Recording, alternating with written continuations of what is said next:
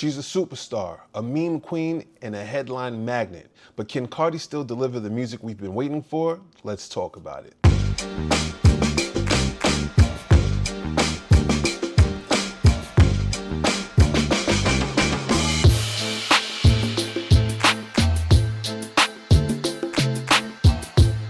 What's going on, everybody? It's your man Lighthouse, and you're now tuned into another episode of Everything for Everybody. And today we'll be discussing Cardi B's latest project, Am I the Drama? Cardi B is finally back with her long-awaited sophomore album, Am I the Drama? And the wait feels worth it.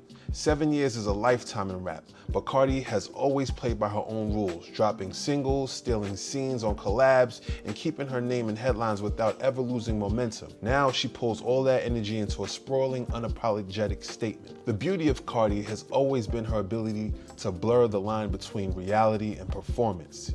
She doesn't just rap, she embodies the moment, the catchphrases, the memes, the sound bites that become part of pop culture's bloodstream. On Am I the Drama, she leans all the way in, taking the chaos of her personal life and flipping it into music that feels lived in and relatable. Tracks like Hello land as a brash reintroduction, Cardi reminding us she can flip the simplest phrase into a full anthem. On My Back feels like a sensual nod to her romance with Stefon Diggs, dripping in her signature sass, while the track Time knocks with a tough beat and those infectious ooh ad-libs that stick in your ear. But the crown jewel is Man of Your Word, where Cardi strips back the armor and lets us hear the vulnerability underneath all the bravado. The balance between the boastful and the brutally honest is what gives this album its staying power across 23 tracks. Sure, it runs a long time, but we can't say she came up short. Cardi showed up, delivered, and gave her fans a full, unapologetic project. And yes, the project is heavy on drama,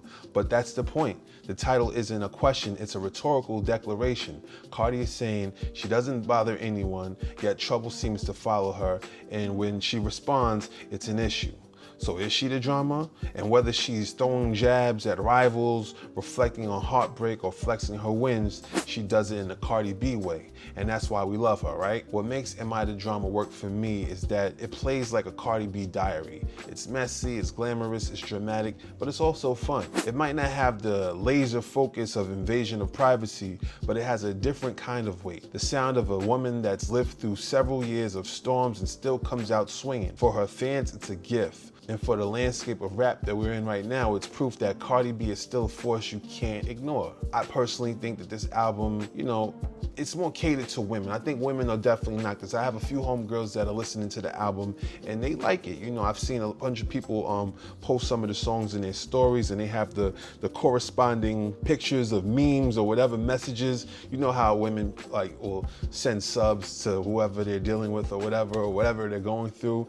I think a lot of her album actually speaks to those things. She has made an album that empowers women and empower anybody, her listeners. I'm sure it's not just women going through things, but this is definitely an album where she's reclaiming her self and fighting through the struggles. And I think it's a good album.